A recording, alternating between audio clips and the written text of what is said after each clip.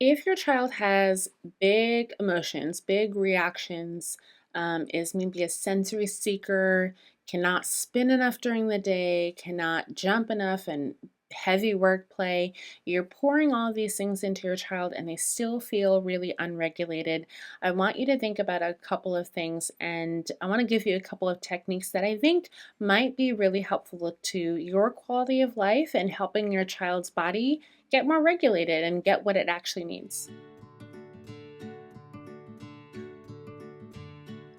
Hi, I'm Dr. Caitlin Keller. I am the founder of Unconstipated Kids. We have worked with kids with bowel and bladder challenges since 2014, and it's a joy to be able to help families kind of work through their unique challenges because so many kids present in such different ways.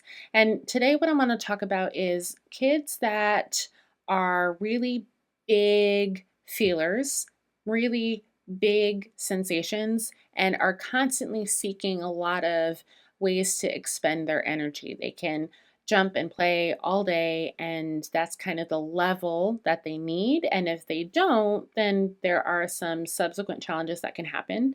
But one thing that I want to bring to your attention that might be helpful to you. Now, we were having a conversation, our therapist in Unconstipated Kids, about a couple of cases, and one thing that came up was isolated movements.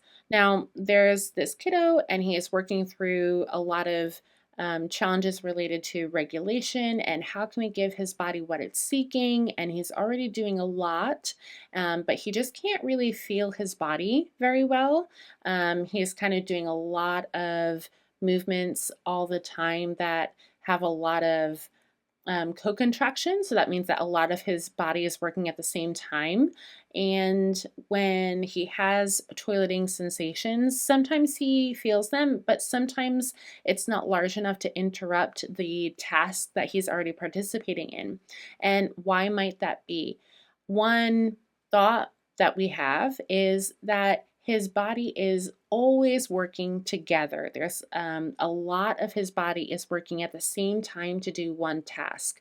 That means that if, like, we did an oral assessment and his feet and legs and hands were kind of all moving at the same time while he was moving his tongue for our screen, what does that mean? That means that in order to do one task in this one part of his body, there were lots of other things that were being recruited to help. He couldn't isolate the task to this one part of his body. Now, why does that matter related to toileting urges? It matters because his body is so used to that threshold.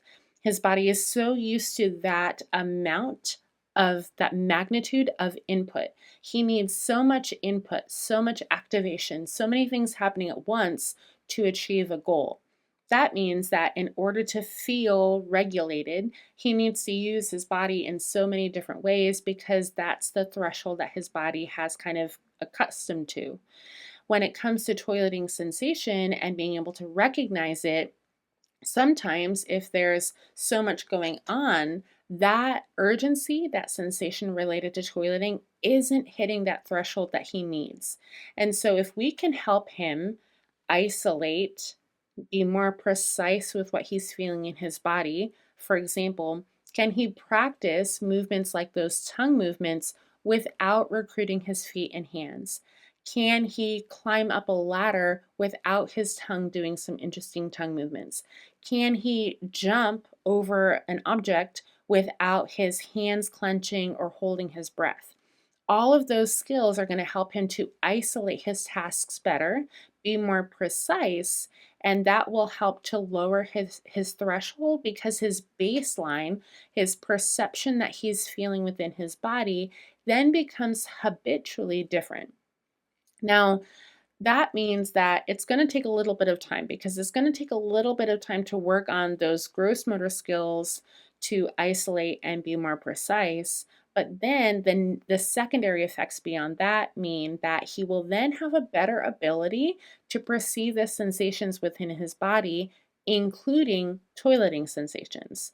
So the idea is number one, be able to isolate tasks better, which then re-regulates his baseline of sensory input that his body needs, which means that he is then able to be more aware and has a different threshold for what that sensory input for toileting needs to be on a regular basis. So, if your child is experiencing challenges related to feeling their body, needing a lot of input, needing a lot of sensory input, or is just having trouble perceiving sensations related to toileting, consider the idea that maybe they need to work on isolating tasks, being more precise with their tasks, and that in turn can help that sensory regulation piece and then also recognizing toileting urges.